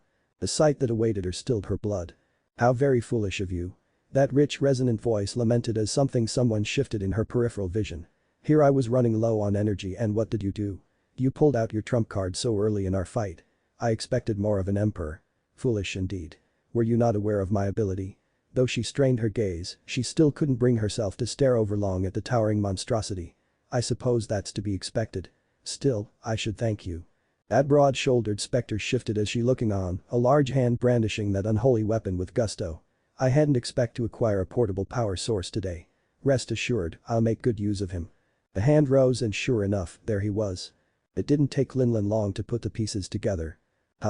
Prometheus. Why, what are you doing over there? Is it not obvious?" The dulcet tones of the unruly dragon crooned at her. "He's abandoned you. He did so the moment I wounded you. Just as your children have. How unfortunate that they're too afraid of their own mother to even think of helping her. Something wild blazed in those eyes, only to tamp down at the last instant. Ah, but back to the matter of your pet. While your creations may be incapable of physically harming your body, they fear death just as much as any living thing, if not more so. The sun quailed slightly as she spoke. Sorry mama. Be a dear and go support Brulee, would you? Naruto hummed. She should be nearly finished with her task right about now, but it wouldn't hurt for her to have reinforcements. I'm not sure I should. Slitted eyes found his. Do you want to die, then? Eek. No sir, right away sir. You traitor. Such a harsh word. Again, the Sun Warrior scoffed as the sun scurried across the horizon. A piece of your soul he may well be, but even he knows when he's beaten. His lips quirked just so. Unlike his master. But that, her temper slipped its fraying leash and roared to the fore. Mad gibbering fury held sway, obliterating all thought. A rage beyond that of her hunger pangs consumed her, devouring every scrap of sanity it could find, leaving behind naught but all-devouring rage. The act of simply killing him could no longer satisfy her. Not just his lifespan. But all those he held dear. Anyone and everything he'd ever known and loved. She'd take it all, drag him down to the very depths of despair. Only then would she kill him. But for now. I'll just crush you with brute force then. Somehow she managed to reach the unruly dragon before he could react accordingly. In a single fluid blow Zeus sheathed her hockey-clad first and crunched against the blonde's chiseled torso. An annoyed grunt greeted her ears as the whiskered warrior found himself catapulted backwards. But not alone. Even as she made contact, a boot slammed into her gut and fired the towering pirate through a wall. She'd scarcely risen before a towering hand closed around her nose and gave a brutal yank, hauling her upright out of the debris by the face. I take no pleasure in this, you know. Cease your resistance and the pain will stop. Infuriated, she skewered him through with her blade and flung him away, sending the berserker skipping across the chateau. Mama. Delighted by what she viewed as a certain victory, Linlin belted out a mad cackle. How's that, brat? You can't kill me. You were a fool to try. I'll never fall to the likes of you. Still, he'd put up quite the fight. No matter, it would make what came next all the sweeter once she found that traitorous Horave. Not but an itch. A rush of superheated plasma at Linlin's back proved her only warning. When she turned she quite suddenly found herself face to face with death itself. That snarling face dominated her vision, his blazing forehead pressed against hers, legs still tucked into his chest from his leap. Some sixth sense compelled her to lash out, to no avail. Napoleon carved an open trench through the earth, but failed to find flesh. Time slowed to an ugly crawl as her opponent planted himself on the exposed blade and raised his weapon high. She could feel herself moving, too slowly. Then he struck. Hard. Golden light slammed into Linlin's unprotected visage like the hand of an angry god, wrenching her bulbous nose painfully aside to ram her headlong into the ground. Momentum seized her and ran roughshod with her body, sending her skipping across the tilted chateau as one might fling an errant stone. The world passed by in a mottled haze before she finally managed to steady herself. Just as well. A moment more and she might have flown clear off the chateau altogether. Even then her face throbbed painfully, a ghastly reminder of the wound he'd inflicted on her visage. Brat. Where did you go? An alarm went off somewhere in the back of Linlin's mind as she painstakingly climbed back to her feet and prepared herself for their next clash. There was something decidedly unhinged in those eyes now. As though someone long held back had only now been unleashed. She could see his muscles writhing and twisting like wild snakes, gorged on an overabundance of power. Though she despised them all the more, she felt a pinprick of something she'd not experienced in an age. A snake of dread coiled in her guts as she watched raw plasma emanate from her foe. Wait. She knew this feeling. It was fear. Blazing red eyes scorched her gaze. My mighty attacks cannot fell thee. A low rumble pierced the air as Naruto rolled his shoulders, body spasming, a puppet severed from its strings. To her dismay he'd risen again, larger than ever before. As she looked on the gaping tear in his stomach sealed itself shut in a rush of steam, leaving naught but healthy flesh behind. Who decided that? A lone finger rose and with it, a snarling sphere twice the size of Prometheus ignited upon that outstretched digit. My blazing sun cannot touch you. And who decided that? The only one who gets to decide such things is me. Against her will, the Yonko found herself taking half a step backward. Did his tone just change? Beggin'. Napoleon howled. Bastard. Have at you. They ranged across whole cake chateau like mad titans. Ever moving, constantly striking, never resting. A crazed smile, a bark of laughter, and Napoleon slammed into Rita with the force of a small tsunami. The larger blade skittering harmlessly across the great gilded axe, as though it were made of glass. Naruto riposted sharply, forcing the towering ogre of a woman back half a step. Then another. And another still. His axe became little more than a golden blur as it struck out of her, the hilt and haft seeming to bend at impossible angles just to strike at her face. Even as she staggered, a booted foot cracked outward, slamming into her unprotected ribs to fling her away. Bright flare. An overhead smash flowed into a rousing roundhouse that took 3 of Linland's teeth and set her world spinning like a top. A knee crushed up against her ribs, rupturing something deep inside of her. Armament hockey shielded her left arm, narrowly preventing the deep slice that followed from taking her dominant limb entirely. In retaliation, the axe swung low and hamstring her before biting deep into her thigh immediately thereafter. Blood stained her portly pink dress a garish shade of dark crimson, and her right leg buckled beneath her. Breath burst from her lungs in an explosive gasp, and the Titan fell to her knees. This time, when the boot found the back of her head, she lacked the strength to push him away immediately. Mustering the last dregs of her strength, she spun and swiped up at him with Napoleon's cognac form. It was the last act her blade had ever committed. A scream accompanied by a sound not unlike the tinkling of broken glass reached her ears, and quite suddenly, she found herself clutching little more than a shattered hilt. Broken shards of steel rained down on her head, and as she looked on, even those crumbled away into nothingness beneath the overwhelming heat. Again, the finishing blow was held back at the last moment. Britta planted itself beneath Linland's chin, forcing her to raise her gaze. "Now, I'll give you one last chance to walk away." Whiskered cheeks dimpled in a warm smile. "You should take it while I'm still a gentleman. As a courtesy, I'll lend you 3 seconds." Grasping at her blade's scorched remains, she felt her face twist into a rictus of grin. "Never. If you think I'd submit to a wet-nosed pup like. So be it." Thunderbolt. Zeus roared to life a moment too late. Even as the thundercloud lunged forward, spitting lightning, a searing hand rose to meet it. Taut fingers formed a sword and lashed out in a neat vertical line. A simple, peerless movement.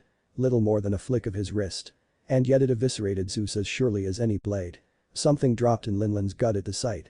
Her every instinct shrieked as one. Screaming at her to move, to run, to flee, to get out of the way even as those fingers fell in that slow, almost benign movement. For all her strength and all her power, her bloated form simply wasn't fast enough. Fearless sword. The radiant deity declared with an air of finality. Eskener. The raw power behind it bellied the attack itself. No sooner had those steely digits descended upon Zeus and her with it. Despite her efforts to resist what followed, Charlotte Linland found herself powerless all the same. She still heard the roar of fire in her ears, felt it howl over her flesh and claim her left eye. Tasted blood on her tongue. Through the other she saw the remains of her right arm join her left leg to pinwheel into the air, fingers still wriggling like mad worms trying to burrow their way into flesh. Words failed her. She could no sooner speak than she could think, even the act of breathing suddenly consumed every fiber of her being. Just who was this brat? Where had he acquired this power? He hadn't had anything like this before. Her expression must have been telling, for the unruly dragon piped up once more. Some sixth sense compelled her to lash out, to no avail. "I was trained by a man who bore a lion upon his back." The blonde confided in her with a kindly look. "And when he passed on, I took his lessons to heart. Since inheriting his power, I'm afraid I tend to take after him whenever I'm in this form." Again, a speck of blinding brilliance ignited upon his outstretched palm. "It's a bit of a flow, you see.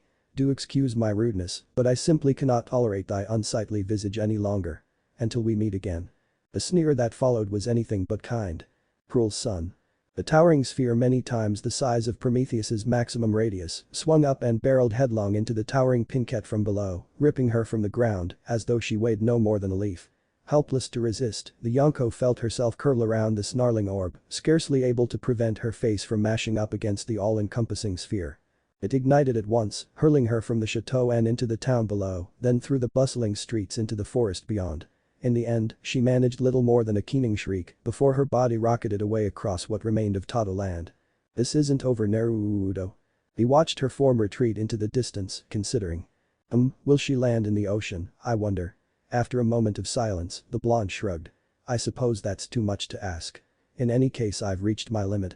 Had anyone been present to witness this phenomenon, they would have witnessed a stranger sight still. In moments his towering form withered, those once expansive muscles shriveling down to a far more manageable size with a single breath. In mere moments he'd gone from a great gleaming god to a mere mortal man. It really had been a close thing near the end there. Had he not stalled Big Mom, he might have lost long before being able to utilize the one to its full potential. Even now his body shrieked at him in recompense for his earlier temerity. "But we have what we came for, Brulee." "But Gentle laughter greeted his ears as she emerged, clutching a worn sheaf of parchment in her arms. "You actually did it. You beat Mama. I didn't think that was possible." Directing his gaze southward, he found the object of his affections lurking behind one of the shattered walls. A greatly reduced Prometheus trailed after her.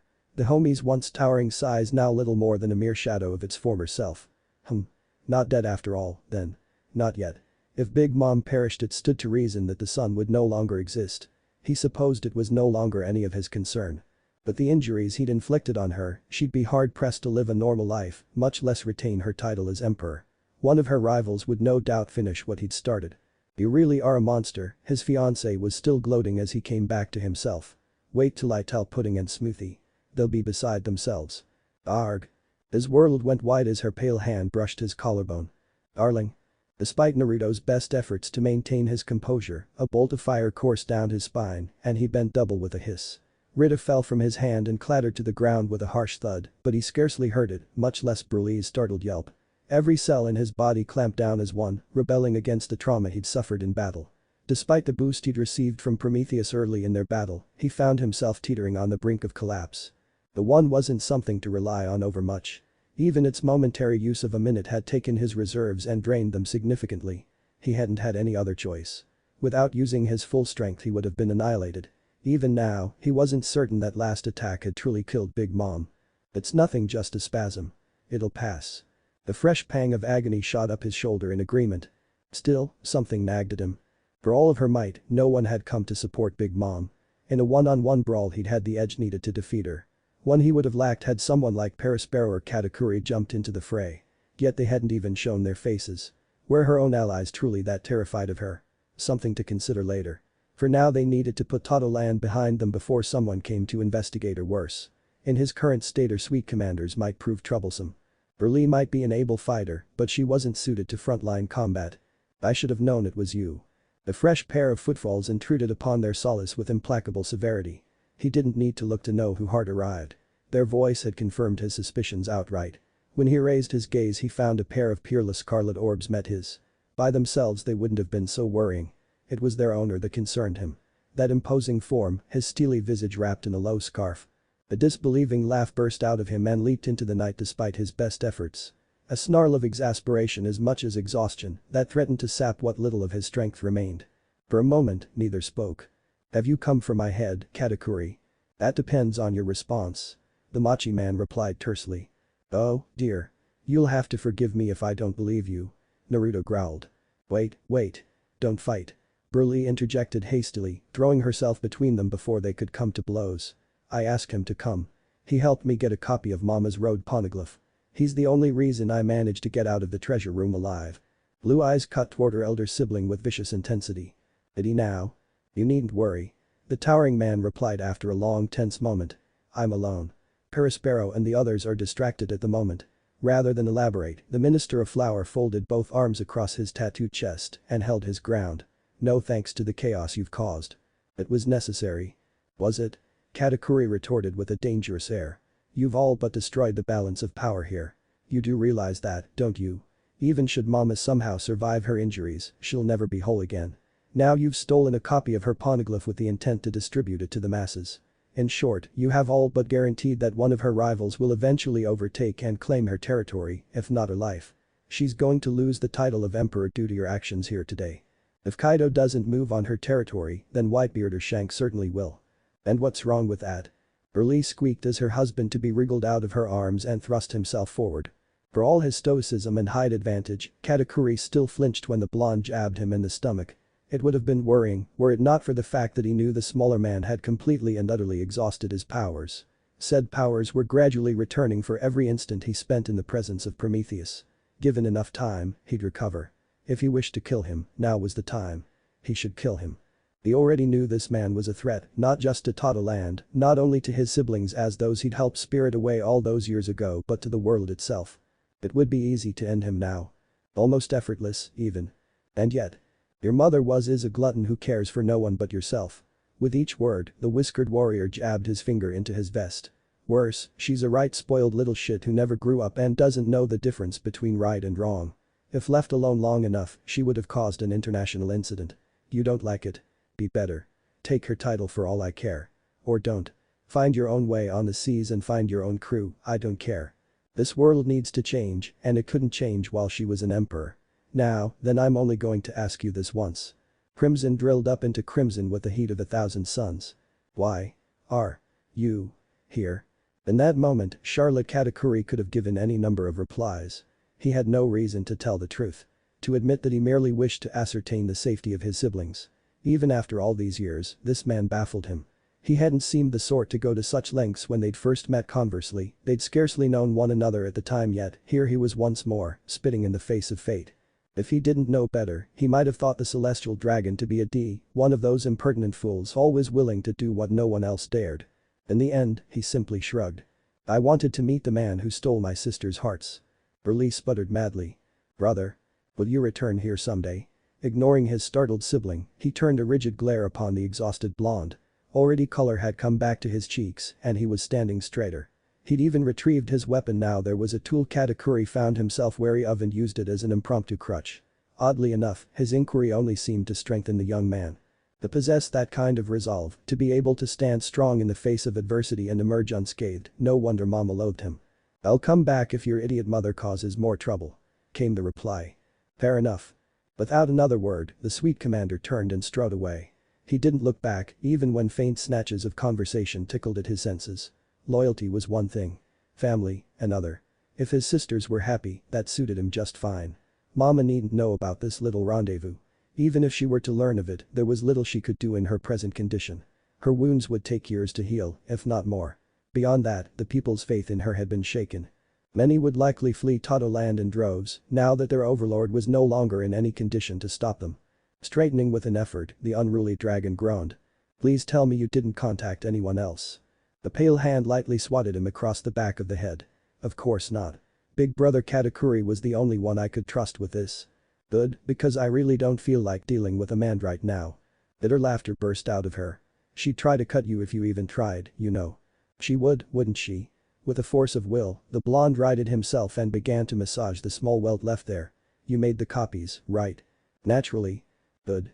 His head bobbed once in agreement. Once they're properly distributed to the masses, Big Mom will lose even more support. Shall we go, then? We need to visit Amazon Lily before news of this spreads, and that'll take long enough by ship rather than your. Just a moment. Rather than answer, the Violette dithered instead, holding her tongue a long moment. Her gaze wandered across the chateau, taking in the ruin down below, the deep tear in the earth where her mother had been flung. The now burning woods that lay beyond, raging high into the night. The fire cast a strange, almost eerie glow in her eyes. As he looked on, tears gathered in those almond orbs, brimming over. A willowy hand rose, covering her mouth, stifling a small sob against her fingers. Why don't I feel anything? Something lurched in him at the sight. This was my home, once. Brulee murmured to herself, bright eyes turning misty. I nearly grew up here. But now that I'm back, don't feel anything. I was afraid when Mama showed up and threatened us, but no, wait. I do. Hate. I hated Mama. I'm glad she lost. I'm glad you hurt her. I hope that rotten bitch suffers for every moment of hell she put us through. I wish she died. Her jaw clenched, a muscle leaping in her forehead, only to vanish just as quickly. What's wrong with me? Why do I feel this way? A hand wound around her waist. We'll come back soon. He reassured her. Maybe we can convince the rest of your siblings when we do. They won't listen. They didn't then. Why would they now? Even Katakuri. Ah. We'll just knock them all out and take them with us, then. More laughter followed his answer, sad and despondent. You're such an idiot. What do you see in us? To her disbelief, warm lips found her cheek. Everything. Leaving her to stew and blush. With that startling thought, Naruto raised his weapon and turned to face the still silent Prometheus. The sun wilted beneath his gaze, looking for an escape and finding none. Perhaps, had it retained more sense, it might have tried to follow after Katakuri. Alas, it had missed that chance and now found itself pinned in the face of those blazing orbs. Even as it thought to flee, a hand gripped it by the face and drew it close. Right, then. Get in the axe, hothead. Again, the fire faltered. Eh? My weapons absorbs the heat I exude and multiplies it. Naruto raised Rita for emphasis, keenly aware of his exposed state with each passing moment. You'll find yourself quite at home there. Now get in unless you'd rather meet the same fate as Zeus and Napoleon. Alright. With a whimper, the mass of compressed flames did as it was bade, storing itself in the gilded axe. Hefting his weapon, the blonde permitted himself a moment to revel in his victory. But only a moment. Any more and his pride threatened to go to his head, something he refused to allow. Toto land would heal from today's wounds, given time. Perhaps, in 2 years, they might make another foray here. Perhaps Big Mom would be gone by then and the threat she posed with her. For now, there were matters to attend to. Events that couldn't be ignored as much as he would have liked to leave them lie. Now, then. Naruto beamed. Let's begin phase 2. Small scene break several days later. The celestial dragon is in our port. Why yes, my lady, I saw the sail. Hancock felt a muscle jump in her jaw even as she parroted the words back at the courier from her throne. For their part, the messenger mostly managed to meet her frigid gaze without fainting. Poor thing. A vicious burst of Conqueror's haki put paid to that. Even then it did nothing to tame the roiling serpents in her stomach. Her heart lurched painfully against her chest, threatening to burst out of her breast if she did nothing to calm it. If it was this bad for her hearing it secondhand, she shuddered to think of what her sisters must be experiencing on the docks. Especially Sandersonia. The thought of her siblings' ashen faces did precious little to console her. In a fit she threw herself from her seat and began to pace. She wasn't even aware that she'd bit her own thumb until the acrid tang of blood flooded her mouth. Irritated by this brief bout of weakness she turned and spat on the floor. Somehow the sight of the stain on the cobblestones triggered something in her. A flash of memory took her in mid-stride and she went rigid. Blood, whips, and burning Galwas burning. No, no, no. A furious shout escaped her lips before she could think to hold it back. Why are they here? Salome offered a soothing hiss, causing her to absently stroke his coils. All the while her back burned, just as it had that day. Amazon Lily was protected by the calm belt. Even with recent sea stone innovations fostered by that irritating Vegapunk, ferocious sea kings devoured anyone fool enough to stray too close to their home. More than that, her deal with the world government had been formed just for the purpose of preventing such intrusions. Though she was loath to obey them, it kept those vile predators away from her home. Now that protection had been violated with little more than a thought, and for what? She didn't even know the reason. She didn't want to go back. She couldn't bear the thought of it. She'd sooner die than submit herself to that again. If one of those things laid a hand on her, she'd lop it off. She wanted to tear them apart and feed them to wild animals. Yes. That was precisely what she would do. Celestial dragons were many things, but they were weak when it came to physical strength, almost laughably so. A crazed plan took shape in her mind, spurred on by her own anxiety and fear. She would toss them into the arena and feed them to Bakura. They'd scuttle his ship in the calm belt and leave it for the Sea Kings to dismantle. No one would ever know that a world noble had set foot here. To her dismay the doors opened of their own volition. Hancock rounded on them with a hiss. Who dares? I apologize for my rudeness, Snake Princess, an unfamiliar voice reached her ears over the creaking hinges, but I decided to show myself in. I won't be but a moment. Hancock's back went rigid. Clad in tattered white robes, the celestial dragon was everything she hadn't expected him to be.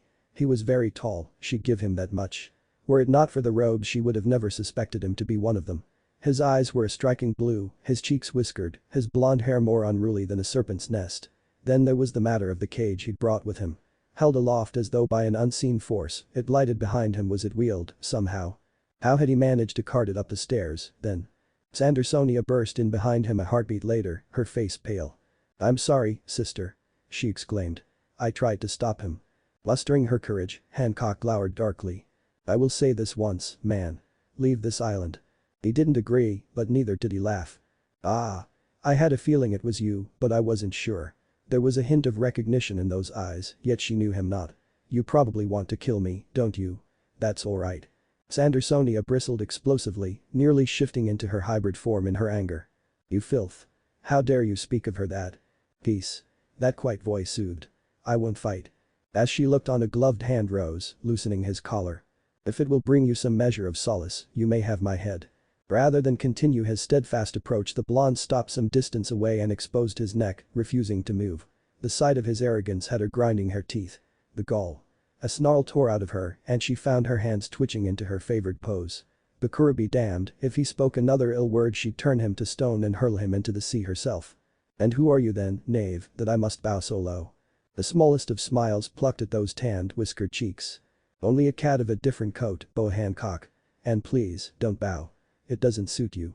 In an instant her rage boiled over. Silence. The hockey-clad heel shot out like greased lightning to strike him in the chin. To his credit, the celestial dragon rolled with a blow, uncaring as his back crunched against a nearby wall. He made no move to catch himself as he fell. Absorbing the impact with his face. Hancock heard something crack and her heart twisted with dark pleasure at the pain etched into his visage. With a low grunt, the unruly dragon reached up and snapped his nose back into place. Only then did he climb back to his feet. That's it. Go right ahead. Hit me as many times as you like. He growled, spreading his arms wide. Break my nose. Tear out my tongue. Your hatred, your spite, your rage, I'll take it all. I won't fight back. Not another word, you filthy monster. Blue eyes flashed dangerously at her, stained with flecks of red. I come in peace and that's what you were going to call me? Funny you should mention that. You see, monsters are like dragons. Some do all that they can do, be good, upstanding beings. They hide their teeth. Shed their claws. Tear off their wings. They tuck in their tails and try to live a normal life, to start a family. He paused, waiting for her to challenge him. When she did not, he plodded onward. You know, for the most part, they're very good at hiding what they truly are. A show of teeth sent shivers shooting down her spine. I'm not saying this to frighten you. I merely speak the truth. It's only when you give one a reason to fight, motivation and drive, the will to defend, to do harm, that's when you find the monster. Take it from someone who knows. I'm not your enemy, mladdie. On the contrary, I'd like nothing more than to relieve you of that burden of yours. But if you press this issue, if you pick a fight with me for no reason other than petty spite and mindless indulgence, if you continue down this path, you'll see just how much of a monster I can truly be. Those blue orbs narrowed. You may not remember me, but I remember you. I wasn't able to prevent what happened to you and your sisters that day, Bo Hancock. Despite the flinch her name drew from the warlord, he plowed onward. And for that, I'm truly sorry. I didn't have the power I possess now, but that's no excuse. I've regretted it every day of my life. Every damn day. I'm here to make up for that mistake. Now, then. On behalf of my forebears. Wordlessly, he bowed before her. I've come to beg your forgiveness. And with gifts. Despite the trauma clawing at her, Hancock arched an eyebrow. Speak swiftly, she growled, lest I change my mind and do something foolish. His head rose incrementally. What would you do if I told you I wasn't your enemy, Hancock? Her heart lurched painfully against her breast, shrieking. I would not grace your ears with hearsay. And I did not come here to waste your time. The unruly dragon retorted firmly. I find actions speak louder than words. Behold. But the flourish, the warrior of the sun reared back and seized the tarp, unfurling the contents of the what she'd assumed to be a mere box. It was not what she'd expected. Heavy bars greeted her gaze, reinforced steel so impenetrable that nothing short of monster strength could ever hope to break them. Certainly not the cowering captives contained within.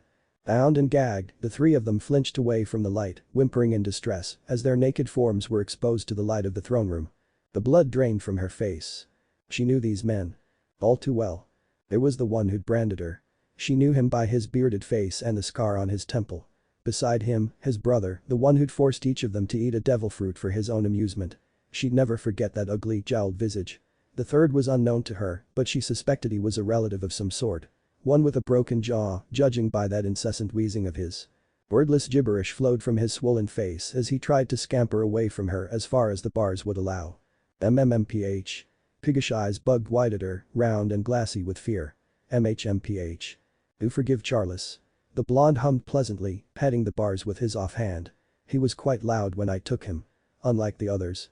They're my gift to you. He declared, placing his head against the floor once more. Free of charge. I give you those who wronged you and your sisters so long ago, and their descendant. I give you retribution.